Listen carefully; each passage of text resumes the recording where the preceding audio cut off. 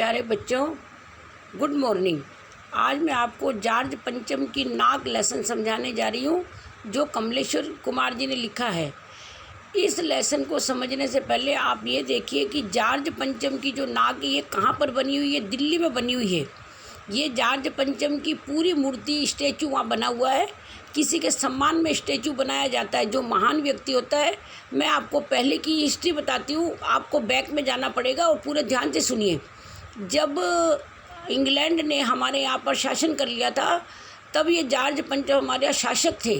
और यहाँ से जब 1947 की आज़ादी के बाद ये वापस इंग्लैंड चले गए थे, तो इनके सम्मान में पीछे यहाँ पर दिल्ली के अंदर एक इनका स्टैचू बना हुआ था।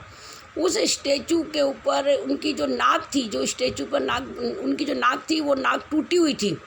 और जब आज़ादी के बाद 1947 के बाद महारानी और जॉर्ज पंचम जी दोबारा जब वो दिल्ली दरबार के लिए वापस दिल्ली देखने के लिए आ रहे थे, तो दिल्ली के अंदर एक तहलका समझ गया कि जॉर्ज पंचम की जो स्टैचू बना हुआ था, जो मूर्ति बनी हुई थी, उसकी नाक टूटी हुई थी। तो महारानी एलिजाबेथ और जॉर्ज पंचम, महारानी एलिजाबेथ दिल्ली के लिए आ रही थी अपने मय पति के साथ, जॉर्ज पंचम के साथ। महारानी एलिजाबेथ दिल्ली दरबार में वापस दिल्ली को देखने के लिए आ रही थी। यानी मान लो, जब हम अपने अपने देश को जो अलग अलग चलाते हैं, तो भी हम एक दूसरे देश के प्रधानमंत्री को, राष्ट्रपति को हम इनवाइट कर सकते हैं। तो उसी प्रकार इंडिया वालों ने जॉर्ज पंचम और एलिजाबेथ को इनवाइट कर रखा था और वो दिल्ली दरबार को देखने के लिए आ रहे थे। तो दिल्ली के अंदर भी कुछ तैयारियां चल रही थी और इंग्लैंड के अंदर भी बहुत महान तैयारियां चल रही थी। तो दिल्ली के अंदर क्या परेशानी थी कि जॉर्ज पंचम की जो नाक थी, वो नाक टूटी हुई थी।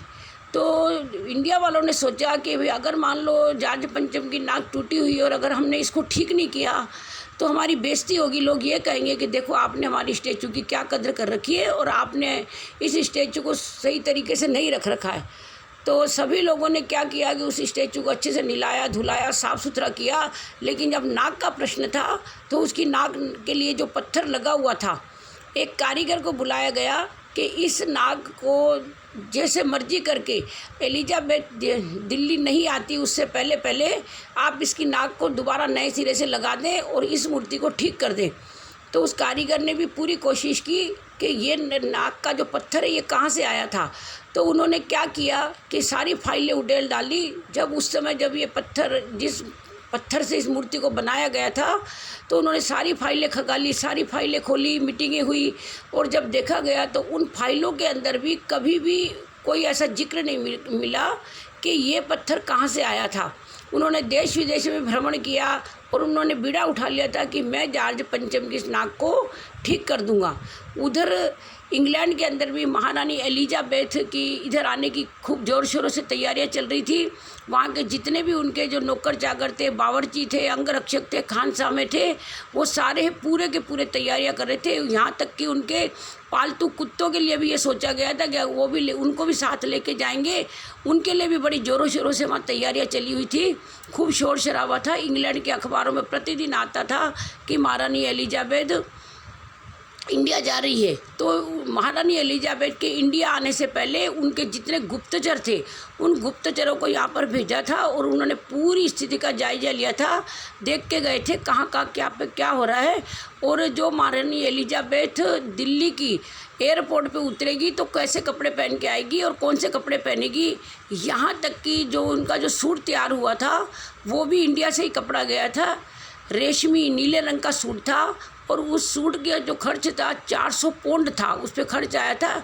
यानी उस समय के 5000 के लगभग उस सूट की खर्चा था। तो उन्होंने नेपाल भी जाना था और उन्होंने पाकिस्तान भी जाना था और दिल्ली भी जाना था। तो तीनों जगह महारानी एलिजाबेथ कौन कौन से कपड़े पहनेगी, कौन कौन से सूट पहनेगी और जब भी वो उतरेगी तो कौन से कपड़े पहनकर उतरेगी, ऐसा सारा अखबारों के अंदर छप रहा था। इंग्लैंड के अखबार में छप रहा था और उस इंग्लैंड के अखबार की कटिंग को हमारे इंडिया वालों ने क्या कर रहा था, कटिंग काट के अपने अखबारों में दे रहे थे। यहाँ की खबर भी और वहाँ की खबर भी वो बार बार बड़े ज़ोर शोर से छाप रहे थे।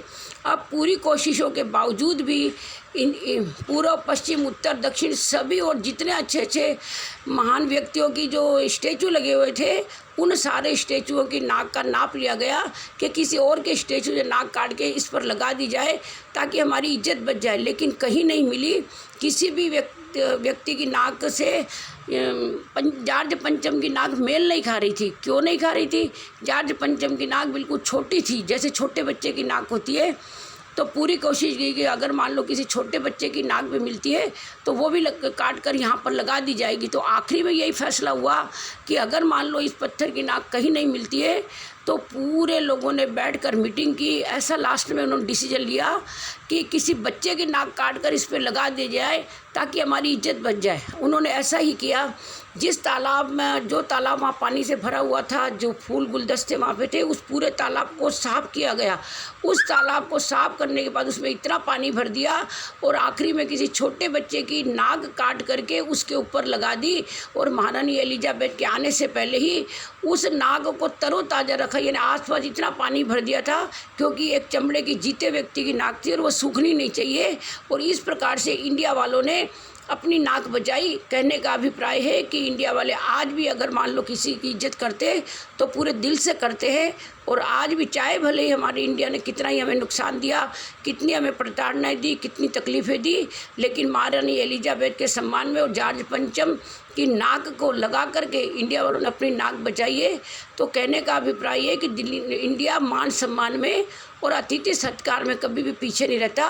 भले ही दूसरे देश हमारे साथ कितनी ही गलत हरकतें कर ले या हमसे लड़ाई झगड़ा कर ले, लेकिन हमारे इंडिया वाले मान सम्मान में कमी नहीं रखते।